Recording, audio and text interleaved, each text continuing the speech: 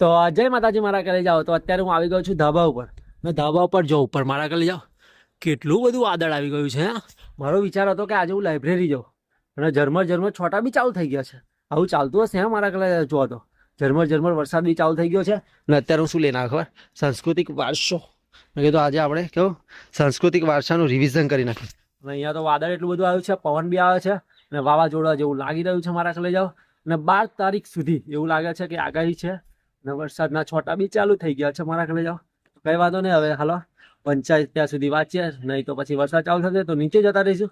હાલો મારા ઘરે જાઓ. તો મિત્રો લો સવારમાં જોવા તો ખરા વરસાદ ચાલુ થઈ ગયો. લ્યો આ ઉનાળાની સિઝન છે કે ચોમાસાની સિઝન છે એ જ નહીં ખબર પડતી મારો દિયો. લ્યો તો જો મિત્રો થોડી વાર પહેલા તો વરસાદ પડતો હતો અને અત્યારે તો તાપ બી આવી ગયો. જો અહીંયા આગળ વરસાદ પડીને ચો ભ્યાનું કરી નાખ્યું છે અને અત્યારે તાપ આવી ગયો. લો અને મારો દિવસ ઉનાળાની સિઝનમાં ખરું ચોમાસું ચાલુ થઈ ગયું છે અને પાછળ તો બરોબરનું વાદળ છે. જો આપા તો નરું વાદળ જ છે પણ આપા જો સુરત દાદા દેખાય છે અને તાપ બી આવે છે. તો હવે હાલો લાઇટો બી ગતી રહી છે તો હવે આપણે વાંચવાનું બી છે.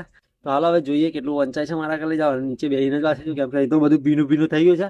એ બેસવાની મજા નહીં આવે કેમ કે કપડો આપણો ભીનો થઈ જશે. એ કપડા સુકાય નહીં વહેલા એટલે બહુ પલાળવા નહીં હતા. તો મિત્રો અત્યારે 9:15 વાગી ગયા છે અને હું અત્યારે બેસી ગયો છું વાંચવા માટે. હાલો આપણે વાંચવાનું છે આજે સાંસ્કૃતિક વારસો. તો મસ્ત એકદમ વાંચી નાખીએ. હાલો રિવિઝન કરી નાખીએ વનલાઈનર પ્રશ્નો અને પીવાયક્યુનું. અત્યારે હું વાંચો બેઠો છું અને આજુબાજુ પડોશીઓએ મારા દિવરોએ ગીતો વગાડવાનું ચાલુ કરી દીધું. બોલો મને એવો ગુસ્સો આવી રહ્યો છે, બહુ જ મગજ બગડી રહ્યો છે. બોલો જ્યારે બી વાંચવા આવું ત્યારે ગીતો ચાલુ કરી દે છે. ખબર નહીં ગીતો કશું કામ ધંધો જ નહીં. કામ ધંધો કરો મારા દિવરો.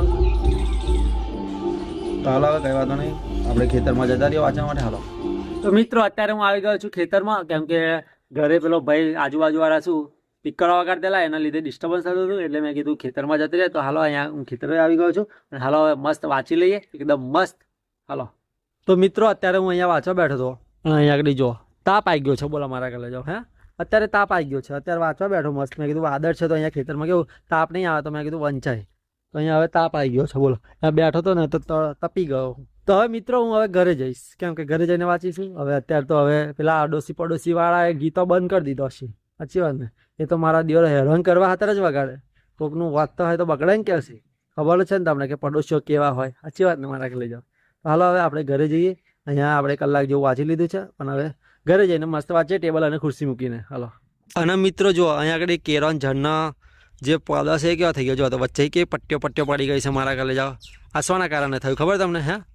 આ પેલો પવન આવ્યો હતો ને વાવાઝોડું આવ્યું હતું ને બરાબરનું એના કારણે થયું છે. તો મિત્રો અત્યારે 2:30 વાગી ગયા છે અને અત્યારે તમને ખબર હશે કે ભારત અને પાકિસ્તાનનું યુદ્ધ થવાની સંભાવના ચાલી રહી છે મારા ઘરે જાઓ. અને તમને ખબર જ હશે કે પાકિસ્તાનવાળાએ મિસાઇલો આપણા દેશ ઉપર છોડી છે પણ આપણા દેશના સૈન્યએ મતલબ કે દેશની આર્મીએ ડિફેન્સ કરી છે અને એક બી મિસાઇલ આપણા ભારત દેશમાં પડવા નથી દીધી. અને આપણા દેશની આર્મી નંબર 1 આર્મી છે. અને મારા ઘરે જાઓ ત્યારે આપણે શું કરવાની જરૂર છે એ ખબર છે તમને? તો સમાચારોથી દૂર રહેવાની જરૂર છે કેમ કે સમાચારવાળા વધારાનું ચડાઈને બોલે છે અને જે કહે કે અમુક ફેક ન્યૂઝ હોય એનાથી કેવું દૂર રહેવાનું હોય. અને જે સરહદી ઇલાકામાં રહેતા હોય ને અને ત્યાં આગળ કોઈ બી આપણા આર્મીની જે ગાડી કે ગમે તે જતું હોય તો એનો ફોટો પાડી કે સોશિયલ મીડિયા ઉપર અપલોડ નહીં કરવાનો કેમ કે એમની લોકેશન ખબર પડી શકે છે મારા ઘરે જાઓ. અને અત્યારે દેશના નાગરિકોને ઇન્ડિયન આર્મીને સાથ અને સમર્થન આપવાની જરૂર છે. અને એટલું વધારે પડતું બી ટેન્શન લેવાની જરૂર નથી મારા ઘરે જાઓ કેમ કે આપણા માટે આપણી રક્ષા માટે દેશની આર્મી બેઠી છે મારા ઘરે જાઓ.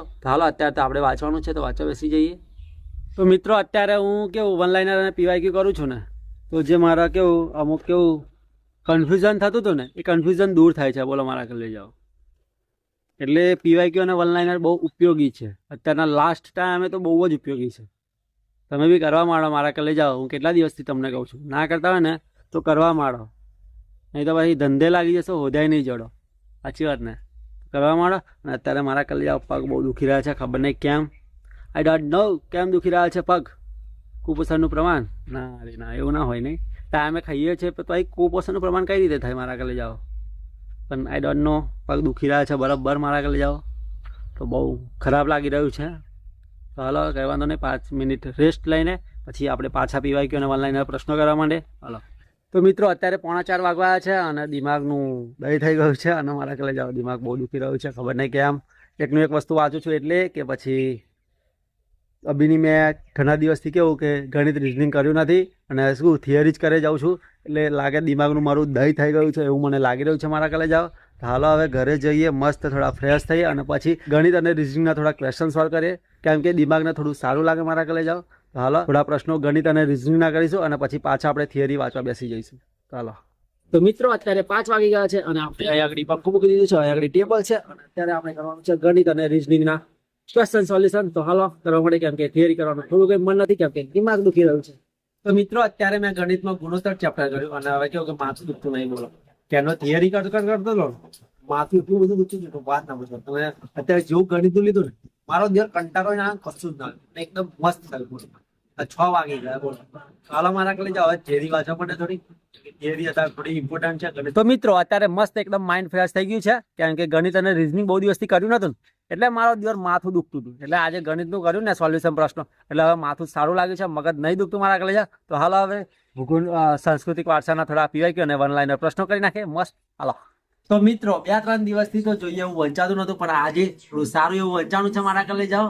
તો હાલો હવે લગભગ 6 કલાક જેવું વંચાણું છે, મેં ગણ્યું નથી પણ 6 કલાકની આજુબાજુ લગભગ વંચાણું છે.